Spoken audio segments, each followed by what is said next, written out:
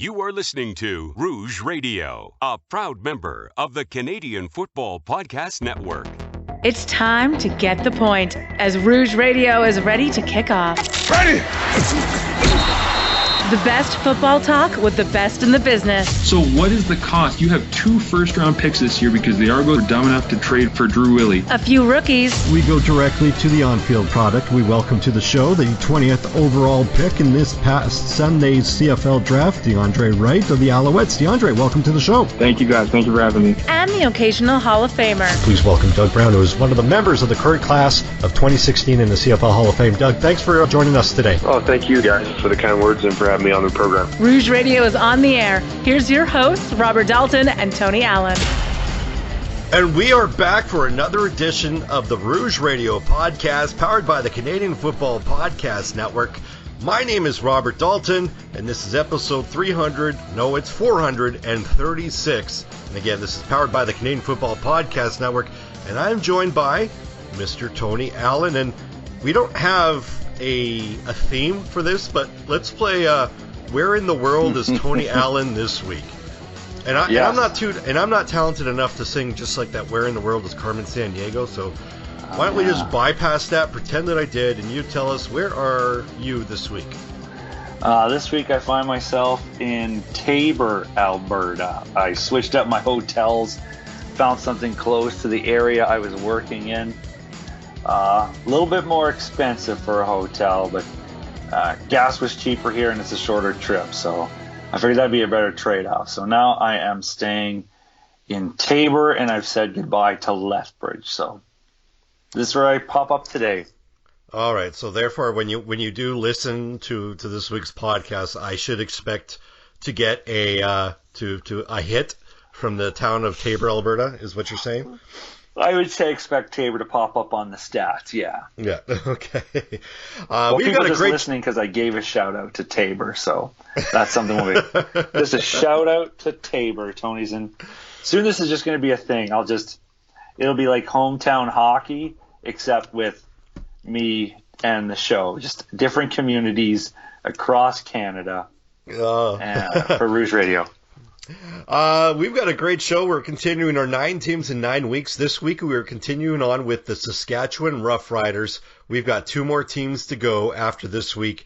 And if you're good at math, you would know what teams those are. They are the Hamilton Tiger Cats and, of course, the defending, reigning Grey Cup champions, back-to-back Grey Cup champions, the Winnipeg Blue Bombers. But enough about me being in... What's the word people called me? Insufferable? Yeah. Yeah.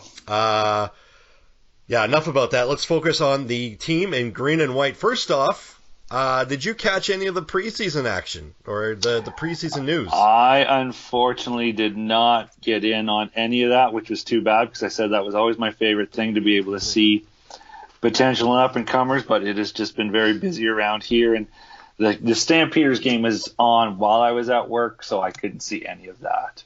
Yeah, I don't think that game was televised. I mean, I could be wrong. I was busy. I don't know. But it was nice to be able to go through the Twitter feed and go through the stats and updates.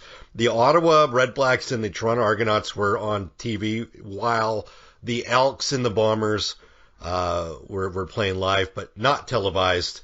But that was an interesting night. But one thing that came up the next day is your aforementioned Calgary Stampeders rolled over the BC Lions. A little bit of a controversy. I'm not too sure if you kind of were tuned in on this one. BC second-string quarterback Kevin Thompson was injured in the latter play when he was hit hard by Calgary's Titus Wall when releasing the ball. Now, this was, I believe, is when the game was near the latter stages of the game. Controversy because, you don't want to see, it's preseason. You don't really see too many, rough plays. You don't see too much blitzes. On Calgary, in defense of the Stampeder, you're thinking, okay, this is a guy who nobody's known. I'd have to actually Google to see if he's actually been with the team prior to this year. So he's wanting to make a name for it. He's fighting for a position on that roster. So as long as it wasn't a dirty play, which for all accounts it wasn't, then by all means.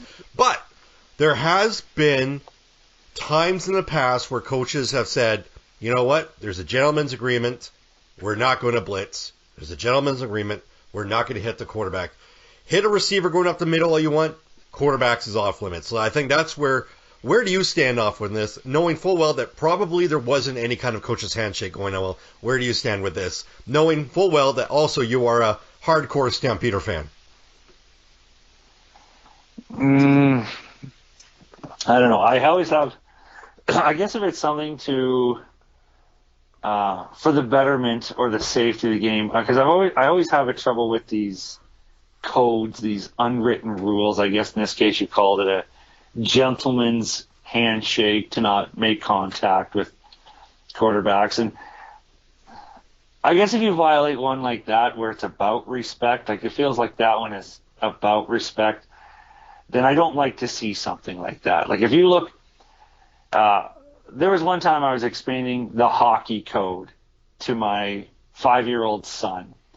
And when you orate the hockey code, when you hear it out loud, when you explain the hockey code to a child, it's actually the dumbest thing in the entire world. It is, yeah. It is just blatant. It's basically, the hockey code is a way to justify revenge and taking the most cowardly way out of a situation and making it sound like it's honorable and it's about respect. But with this, and so the fact that this isn't so much a code or an unwritten rule on a code, and it's more of an attempt to actually show respect, unlike hockey's code is just about beating someone up and saying it's honorable because they hit one of your guys. When it's an actual attempt to respect each other, then I would fully disagree. I think it's something that supersedes fandoms and, you know, oh, well, it happened on my guy, so I'm going to look at the different side of it.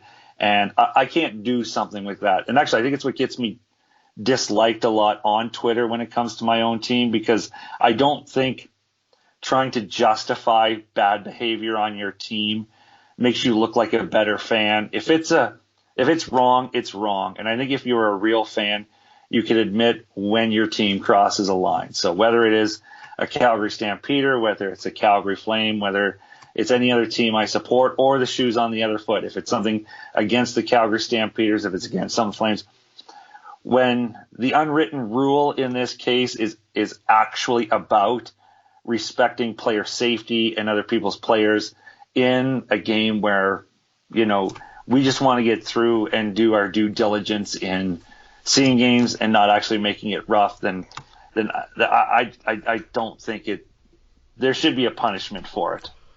Yeah, and having said that, I mean, that's under the assumption that there is. There's been nothing from this game indicating that there has been. And I think everybody who voiced their opinions I think they're basing their opinions based on previous agreements. Like, It's not like, it's like 2017 where the Bombers and at that time the Eskimos, well, we'll still call them the Elks.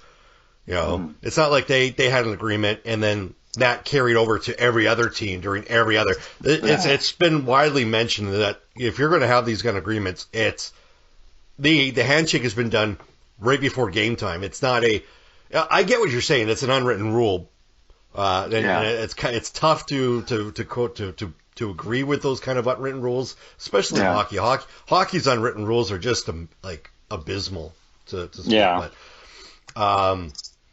But I don't know. In this kind of case, I mean, it sucks that, you know, you get one guy who probably will miss a good chunk of time, assuming that he had the inside track to making the roster, versus a guy who, for all intents and purposes, it was a clean hit.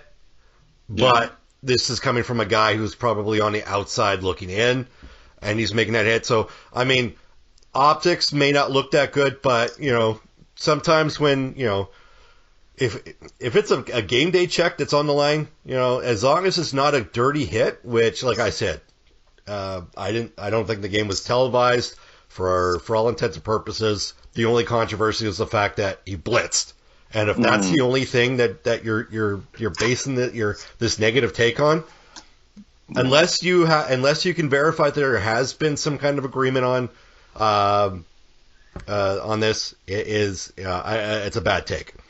Moving on, we'll actually make this a quick show. But before we get there, the Rouge Radio podcast is sponsored by Manscaped.com. Get 20% off and free shipping with the code Rouge at Manscaped.com. That's 20% off with free shipping at Manscaped.com. Unlock your confidence and always use the right tools for the job with Manscaped. Tony, are you ready for to decipher the Saskatchewan Roughriders? Let's give it a try. Okay. The Saskatchewan Roughriders in 2021 finished 9-5, 290 points for, 284 points against, 5-2 at home, which means that they were 4-3 on the road.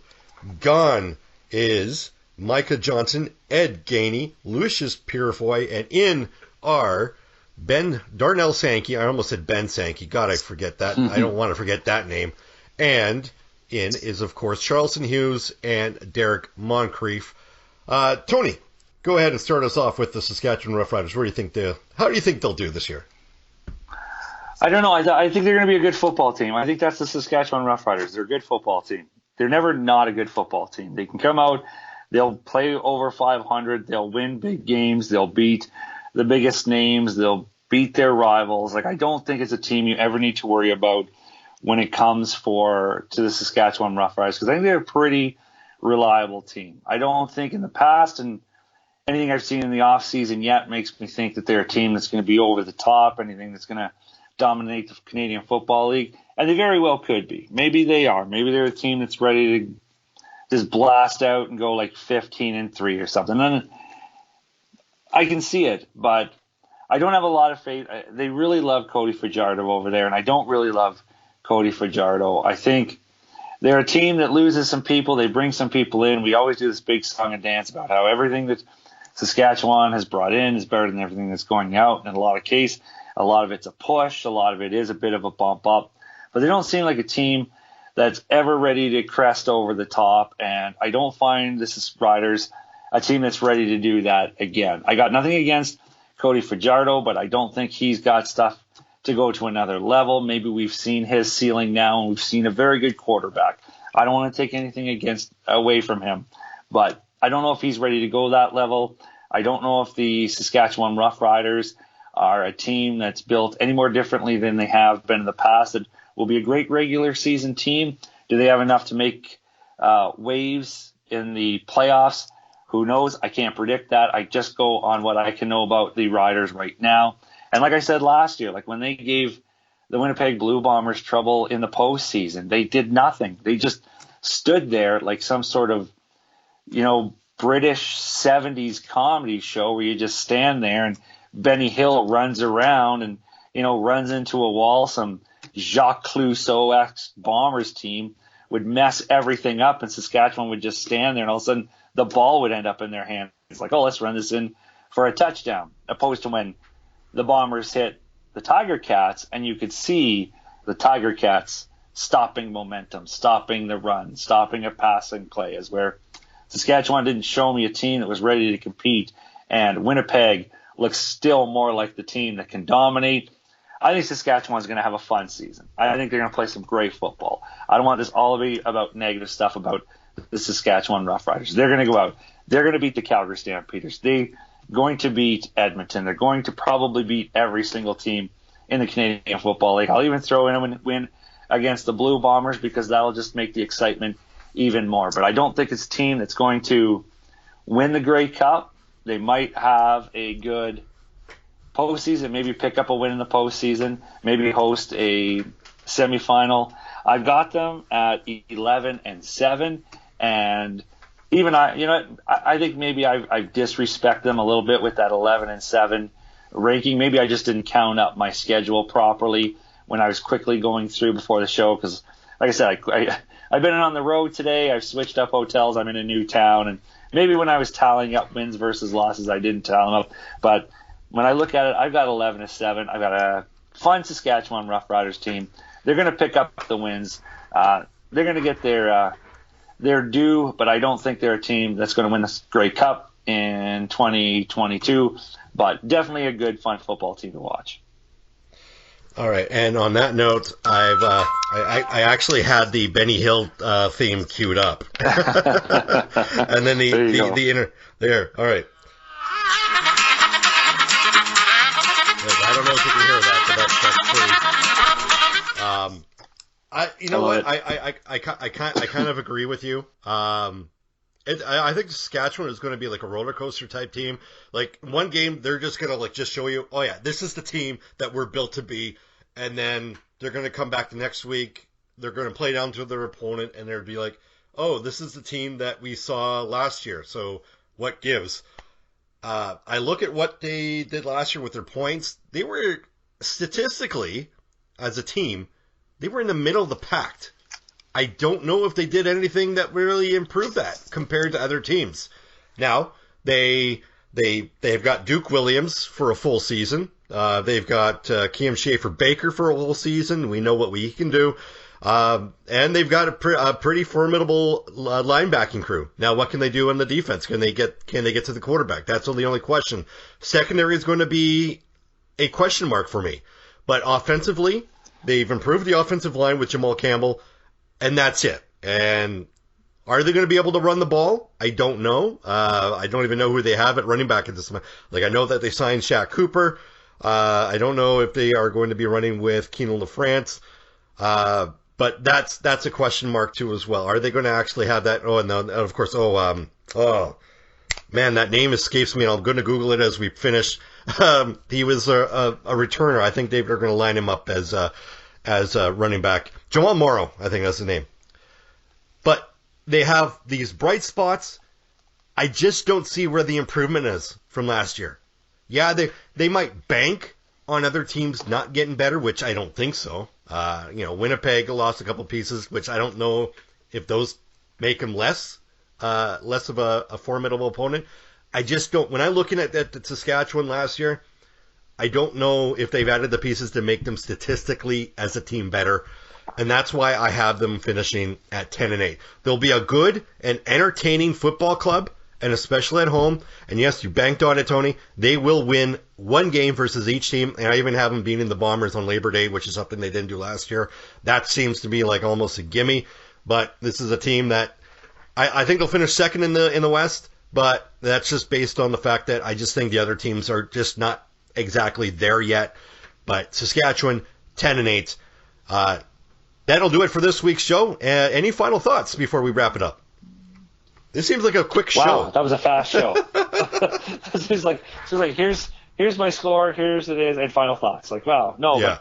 But, no, good coverage of the Saskatchewan Roughriders. Like, I hope we don't make anyone upset, but I don't see a Saskatchewan team any different than last year's. And I think the one thing I always pointed on about the Saskatchewan Roughriders last year is a lot of those scores by the end looked a lot better than they were when you were watching it. I don't know how many times I watched the Riders game thinking, oh, God, they're going to lose. Like, they're going to lose. And then all of a sudden, it's like turnover, capitalize on a turnover, capitalize on a 2-and-out, have some points, and then suddenly they're up by like 13. It's like this game does not – I did not watch 60 minutes of football that looked like that. It was usually a pretty close game. So we'll see what happens. And, yeah, now I'm just literally counting down the days until the Grey Cup – the CFL season. Although, it's almost getting funny now because we did a show before the CBA and I said nothing was going to happen.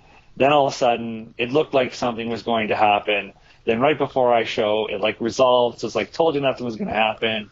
But then something happened again where suddenly out of the blue, the CFLPA didn't like it. And then all of a sudden we're destroying the Canadian Football League is going to collapse again.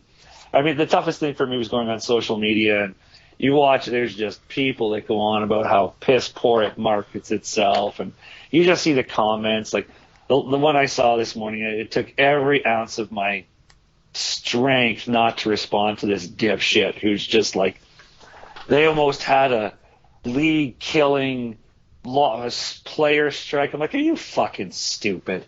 It was not almost league-killing. Like, where do you come? Like, everyone's just so quick to pull the trigger on Oh, that would have destroyed the Canadian Football League. And I've said it all through like 2020, 2021. It was like, you dipshits. We had a full season lost. There was no football, and it didn't kill the league.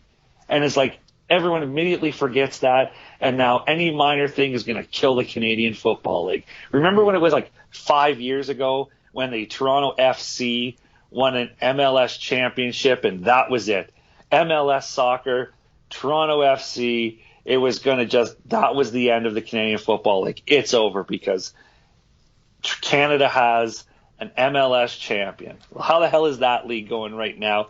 And when was the last time you heard shit about the Toronto FC Football Club? Like, nothing. So people are just, one day this country is going to smarten up and stop assuming every little hiccup and bump in the road is going to kill the Canadian Football League. Why can we convince millions of people that a vaccine is going to kill half the population of Earth in 3 years, but we can't convince people the Canadian Football League isn't going to die next season because we had to cancel a game for something? Like, whatever. I went way off where I wanted to go, but it just so fired up.